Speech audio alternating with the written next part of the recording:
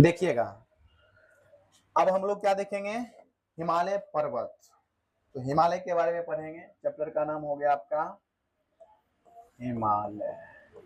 ठीक है, चैप्टर का नाम क्या हो गया, हिमालय।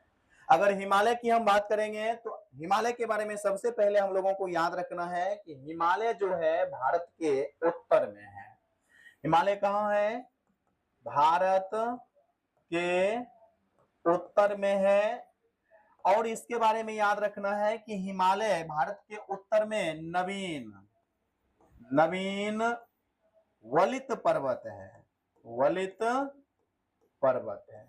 वलित पर्वत बोलिए या मोरदार पर्वत बोलिए।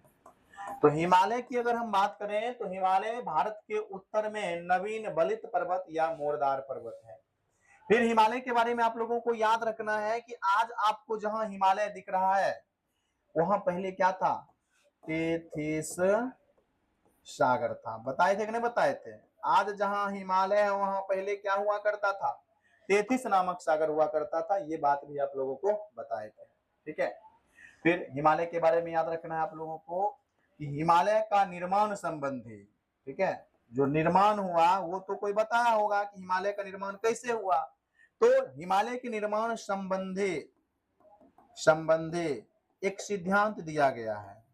एक क्या दिया गया है, सिद्धांत दिया गया है, जिसको कहा गया प्लेट विवर्तनिकी का सिद्धांत। क्या कहा गया, प्लेट विवर्तनिकी, प्लेट विवर्तनिकी का सिद्धांत।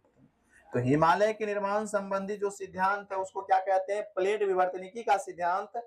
और प्लेट विवर्तनिकी का सिद्धांत में पूछा जाएगा आपसे कि प्लेट विवर्तनिकी का सिद्धांत दिया कौन है। ये जो सिद्धांत है ये कौन दिया, आप लोगों को याद रखना है, ये हैरी हेस दिया। कौन दिया, हैरी हेस। कौन दिया, हैरी हेस।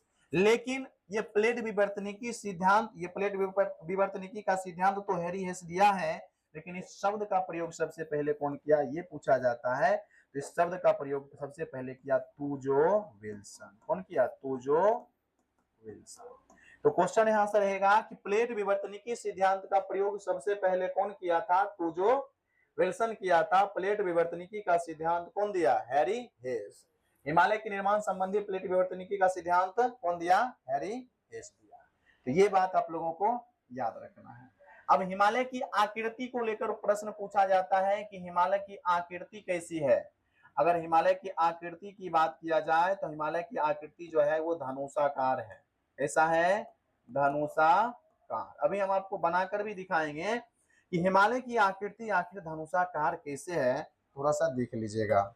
हिमालय हम बनाते हैं, उससे पहले हिमालय बनाने से पहले हम लोगों को उत्तर भारत बनाना होगा।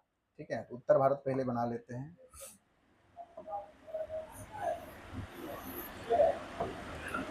मैप,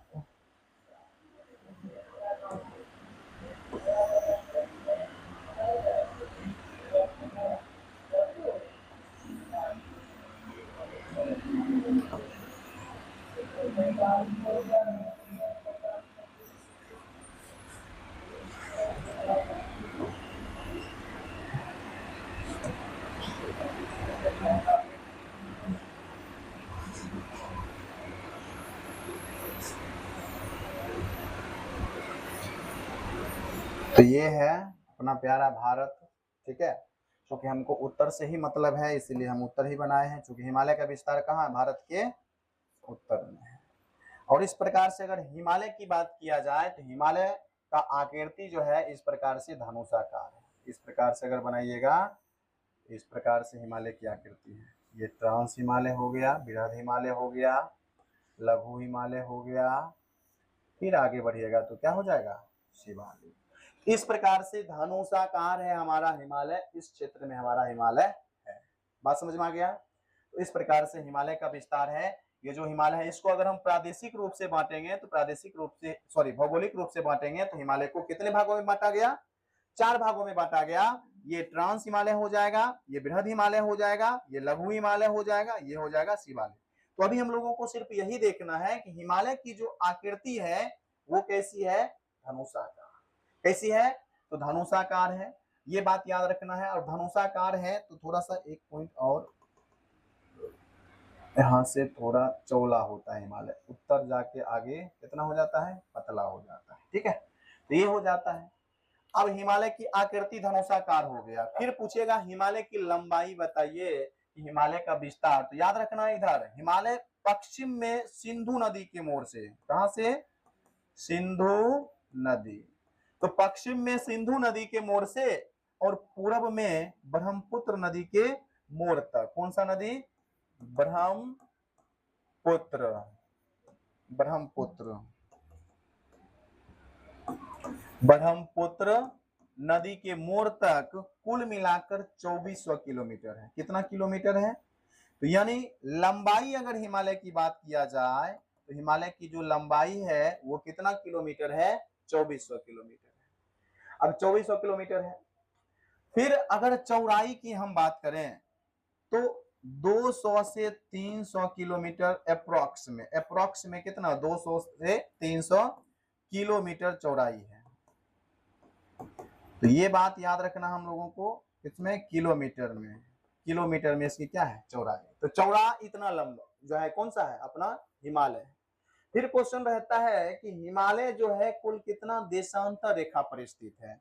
देशांतर रेखा कहने का मतलब हुआ कि आप लोग याद करिए, इस प्रकार से हम 0 डिग्री देशांतर खींचते थे और इस प्रकार से खींचते थे, वो होता था देशांतर रेखा। तो इस प्रकार से अगर हिमालय 2400 किलोमीटर लंबा है तो कुल क्या वो देशांतर रेखा पर होगा, इस प्रकार से यदि जोड़िएगा तो लगभग 22 से 23 देशांतर रेखा। कुल देशांतर रेखा की अगर हम बात करें तो कुल कितना हो जाएगा, 22 देशांतर से 23 देशांतर रेखा पर अपना प्यारा क्या है, हिमालय स्थित है। 22 से 23 देशांतर पर हमारा हिमालय स्थित है अपना। फिर हिमालय के बारे में पूछा जाएगा कि हिमालय 22 से 23 देशांतर रेखा पर स्थित है, चौड़ाई इसका 200 से 300 किलोमीटर है, लंबाई इसका 2400 किलोमीटर है। ये इस क्षेत्र में क्या पड़ता है, इस क्षेत्र में पड़ता है तिब्बत। क्या पड़ता है, तिब्बत। तो कहा जाएगा कि आप यदि तिब्बत से देखिएगा हिमालय को तो तिब्बत की ओर से हिमालय दिखने में आपको कैसा लगेगा। आप दर्पण पढ़े होंगे, दर्पण पढ़े हैं कि नहीं पढ़े हैं, 2 दर्पण होता है। ये कौन सा दर्पण है, ये कौन सा दर्पण, जिसका परावर्तक सतह अंदर की ओर होगा उसको क्या बोलेंगे, अवतल। अ से अंदर, अ से अवतल, तो अवतल दर्पण। ठीक है, दर्पण। और एक दर्पण पढ़े होंगे आप लोग इसका, चूंकि खोखला गोला का भाग होता है, ये बाहर से रंग देंगे तो अवतल बन जाएगा और अंदर से रंग देंगे तो उत्तल बन जाएगा। तो ये देखिएगा इस प्रकार से अगर रहेगा तो ये कौन दर्पण हो जाएगा, उत्तल दर्पण होगा। अब आप ही बताइएगा, अगर आप इधर से देखिएगा हिमालय को तो हिमालय आपको कैसा लगेगा, हिमालय आपको अवतल लगेगा कि उत्तल लगेगा, अवतल लगेगा। कैसा लगेगा, अवतल। तो क्वेश्चन पूछा जाता है कि तिब्बत की ओर से देखेंगे जब हिमालय को तो कैसा लगेगा, अवतल। जब प्रायद्वीपीय भारत की ओर देखिएगा तो देखिए उठा हुआ लगेगा, नहीं लगेगा। इसीलिए इसको बोलेंगे प्रायद्वीपीय भारत से जब हम देखते हैं किसको, हिमालय को, तो कैसा लगता है, उत्तल। प्रायद्वीपीय भारत की ओर से देखते हैं हिमालय को तो कैसा लगता है, उत्तल लगता है। आकृति कैसा है, धनुषाकार है। आकृति कैसा है, धनुषाकार है। ये बात कहाँ स्थित है, भारत के उत्तर में स्थित है। कितना देशांतर पर स्थित है, तो 22 देशांतर पर स्थित है। तो ये जितना भी बात आप लोगों को हम बताए हैं ये पूरा हिमालय के बारे में बताए हैं। अब इस पूरे हिमालय को हम लोग कितने भागों में बांटेंगे, 2 भागों में बांटेंगे। पहले हिमालय को 2 प्रकार से बांटेंगे, 2 भागों में नहीं, 2 प्रकार से। प्रकार क्या होगा, एक होगा आप लोगों का भौगोलिक और एक होगा आपका प्रादेशिक। एक होगा भौगोलिक और एक क्या होगा, प्रादेशिक होगा। तो देखिएगा अब हम लोग हिमालय को बांटेंगे, यानी हिमालय का विभाजन, हिमालय का विभाजन। अब हम लोग हिमालय का विभाजन जो करेंगे वो हिमालय के विभाजन हम लोग 2 प्रकार से करेंगे। कितने प्रकार से, 2 प्रकार से। विभाजन 2 प्रकार से होता है। एक विभाजन होता है प्रादेशिक विभाजन, प्रादेशिक विभाजन। हिमालय के विभाजन कितने प्रकार से, 2 प्रकार से। एक प्रादेशिक विभाजन और एक होता है भौगोलिक विभाजन। ठीक है। जब हम लोग प्रादेशिक विभाजन करेंगे तो प्रादेशिक विभाजन में हिमालय को हम लोग 4 भाग में बांटेंगे। कितने भागों में? और जब प्रादेशिक भौगोलिक विभाजन करेंगे तो भौगोलिक विभाजन में भी हम लोग हिमालय को कितने भागों में बांटेंगे? 4। यानी दोनों प्रकार से जो विभाजन करेंगे उसको हम लोग कितने भागों में बांटेंगे? 4-4 भाग में बांटेंगे।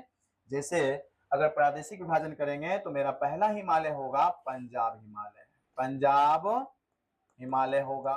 दूसरा हो जाएगा आप लोगों का कुमायूं हिमालय, कुमायूं हिमालय हो जाएगा।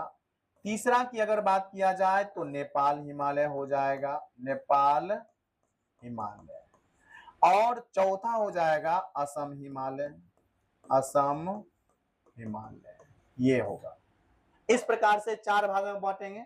फिर यदि भौगोलिक रूप से हिमालय को बांटेंगे तो भौगोलिक रूप से हिमालय को बांटेंगे तो इसको भी 4 भाग में। आपका पहला हो जाएगा ट्रांस हिमालय, और याद रखना ट्रांस हिमालय मुख्य हिमालय का हिस्सा नहीं है, हिमालय से पहले ही इसका निर्माण हो चुका था। तो ट्रांस हिमालय होगा। फिर क्या होगा? बृहद हिमालय, बृहद हिमालय को ही कहते हैं हम लोग महान हिमालय, या इसी को हम लोग कहते हैं हिमाद्री, इसी को हम लोग क्या कहते हैं? हिमाद्री, इतना नाम। फिर अगर हम तीसरा की बात करें तो लघु हिमालय, लघु हिमालय, लघु हिमालय को ही कहते हैं हम लोग मध्य हिमालय। इसी हिमालय को हम लोग कहते हैं, इसी हिमालय को हम लोग हिमाचल हिमालय, हिमाचल हिमालय, इसी हिमालय को क्या कहते हैं हम लोग? हिमाचल हिमालय। फिर सबसे लास्ट में और सबसे नया हिमालय हम लोगों का होगा, वो होगा आप लोगों का शिवालिक, शिवालिक सबसे नीचे में है, इसीलिए शिवालिक को कहा जाता है हिमालय का पाद प्रदेश, पैर वाला प्रदेश। बात समझ गए? तो इस प्रकार से हिमालय को हम लोग 2 प्रकार से बांटेंगे, एक प्रादेशिक रूप से और एक भौगोलिक रूप से बांटेंगे। तो इसमें हम लोगों को पहले पहले पढ़ना है कौन बंटवारा? प्रादेशिक विभाजन। तो प्रादेशिक विभाजन को हम लोग थोड़ा सा देखेंगे हिमालय में, ठीक है। तो अब हिमालय को हम लोग बांटेंगे प्रादेशिक रूप से। तो अगला पॉइंट हो जाएगा आप लोगों का हिमालय का, हिमालय का प्रादेशिक विभाजन। हिमालय का कौन सा विभाजन? प्रादेशिक विभाजन, ठीक है। तो क्वेश्चन यहां से रहेगा कि हिमालय का प्रादेशिक विभाजन सबसे पहले कौन किए थे? तो याद रखना, एक भूगोलवेत्ता थे, हिमालय का प्रादेशिक विभाजन सबसे पहले वही 4 भागों में किए थे, जिनका नाम था सर सिडनी बुर्राज। नाम क्या था? Sir Sidney Burrard. यही हिमालय को कितने भागों में बांटे हैं? 4 भागों में। हिमालय को कितने भागों में? यानी प्रादेशिक विभाजन सर सिडनी बुर्राज किए थे 4 भागों में। किस आधार? ये आधार क्या था बांटने का? क्वेश्चन रहता है कि अगर सर सिडनी बुर्राज हिमालय का बंटवारा किए हैं प्रादेशिक रूप से, तो उसमें उनका आधार क्या था? बांटने का आधार क्या था? तो याद रखना, नदी घाटी। क्या था? नदी घाटी। तो नदी घाटी पर हिमालय को कुल मिलाकर 4 वर्गों में बांट दिए थे कौन? सर सिडनी बुर्राज, ठीक है। तो ये बात आप लोगों को याद रखना है। कहिएगा नदी घाटी तो कुल कितना नदी लिए थे? तो ये बात भी आप लोगों को याद रखना है। कुल 5 नदी को ये आधार बनाए थे। कितना नदी को? 5 नदी को ये आधार बनाए थे, और 5 नदी को आधार बनाते हुए हिमालय को 5 वर्गों हिमालय को 4 वर्गों में क्या किया? बांट दिया। कहिएगा नदी कौन कौन था? तो पहला नदी था सिंधु। पहला कौन सा नदी था? सिंधु नदी।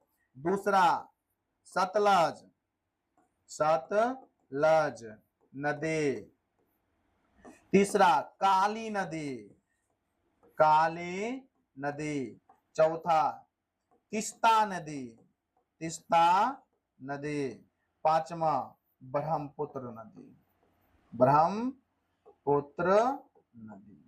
ये 5 नदी घाटी के आधार पर पूरे हिमालय को प्रादेशिक रूप से कितने वर्गों में बांटा गया? 4 वर्गों में। कितने वर्गों में? 4 वर्गों में बांटा गया। वो 4 वर्ग में कैसे हिमालय को बांटा गया, अब देखिए, अब हम मैप बनाएंगे, उस मैप के माध्यम से अब पूरे को हम लोग क्या करेंगे, समझेंगे। ठीक है, तो देखिएगा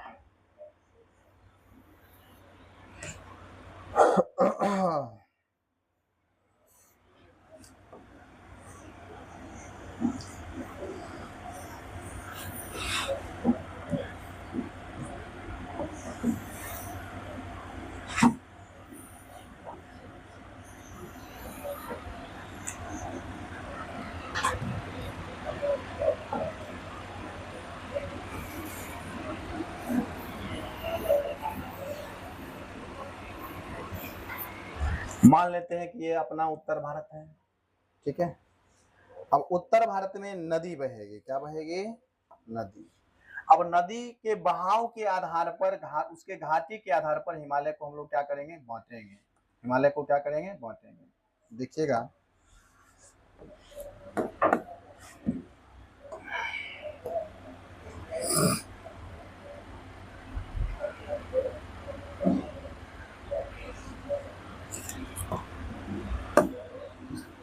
इधर से एक नदी निकलेगी, ठीक है, सिंधु। ठीक है, इस प्रकार से सिंधु नदी, तो इस क्षेत्र में है सिंधु नदी। कौन सा नदी, सिंधु नदी, ऐसे बहती है। फिर सतलज नदी, इस प्रकार से सिंधु से कहां तक, सतलज तक, ये हो जाता है सतलज। फिर आगे बढ़िएगा तो आगे मिलेगा आप लोगों को काली। कौन सा नदी, काली नदी। ठीक है, काली। फिर आगे बढ़िएगा इस क्षेत्र में मिलेगा आपको तीस्ता नदी। ठीक है, तीस्ता नदी। और फिर आगे इधर से बढ़िएगा तो इधर मिलेगा आपको कौन सा नदी, ब्रह्मपुत्र नदी, ब्रह्मपुत्र नदी। तो आप देख पा रहे हैं कि इस प्रकार से नदी घाटी के आधार पर हिमालय को कितने वर्गों में बांटेंगे, 4 वर्गों में बांटेंगे। कितने वर्गों में, ये हो जाएगा आप लोगों का, देखिएगा यहां हो जाएगा आप लोगों का क्या, ये यहां से लेके यहां तक सोच लीजिए आप लोग, कौन सा हिमालय, गड़बड़ा जाएगा, चित्र गड़बड़ हो जाएगा। ठीक है, क्योंकि भारत के ही संदर्भ में हम लोग पढ़ रहे हैं, तो इधर सोच लीजिए क्या है, यहां से लेके ये क्या हो गया जी, ये क्या हो गया, हाँ निकाल दो ना यहाँ से। तो कुल मिलाकर यहाँ हो जाएगा आप लोगों का, इधर ये सोच लीजिए पंजाब हिमालय है, और इधर आ जाइएगा तो ये हो जाएगा आपका कुमायूं हिमालय। इस क्षेत्र में हो जाएगा आप लोगों का नेपाल हिमालय, और इधर क्या हो जाएगा आप लोगों का, असम हिमालय। तो कुल मिलाकर ये जो है आपका पंजाब हिमालय हो जाएगा। कौन सा हिमालय हो जाएगा, पंजाब हिमालय। ये क्या हो जाएगा, कुमायूं हिमालय हो जाएगा। ये क्या हो जाएगा, नेपाल हिमालय हो जाएगा। और ये क्या हो जाएगा आप लोगों का, असम हिमालय, असम हिमालय। ये क्या हो जाएगा, असम हिमालय। तो इस प्रकार से याद रखना। आप देखिएगा नदी अगर हम यहाँ लिखेंगे तो आसानी से समझ में आएगा, सिंधु सतलज काली तीस्ता ब्रह्मपुत्र, बात समझ रहे हैं ना। तो अगर हम ऐसे लिखते हैं तो ये जो बंटवारा है, तो अब हम यहाँ लिख देते हैं, ये कौन सा नदी हो जाएगा, सिंधु नदी हो जाएगा। कौन सा नदी हो जाएगा, सिंधु नदी हो जाएगा, सिंधु। ठीक है, सिंधु नदी। यहां लिख देते हैं आप सिंधु नदी, सिंधु। ये क्या होगा, सतलज। ये क्या हो जाएगा, काली। ठीक है, और यहाँ क्या हो जाएगा, तीस्ता। क्या हो जाएगा, तीस्ता। और इस क्षेत्र में क्या हो जाएगा, ब्रह्मपुत्र। क्या हो जाएगा, ब्रह्मपुत्र। तो इस नदी घाटी के आधार पर हिमालय को हम लोग इतने वर्गों में क्या किए, बांट दिए। थोड़ा सा देख लीजिएगा।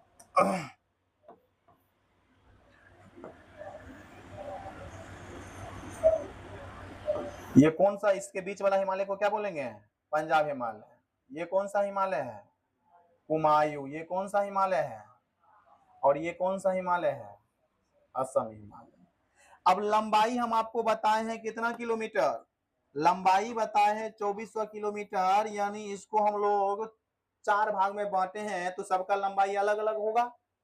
अब सबका लंबाई अलग अलग होगा तो याद रखना है कुमायूं पंजाब हिमालय की लंबाई जो है, पंजाब हिमालय की लंबाई 560 किलोमीटर है। कितना है?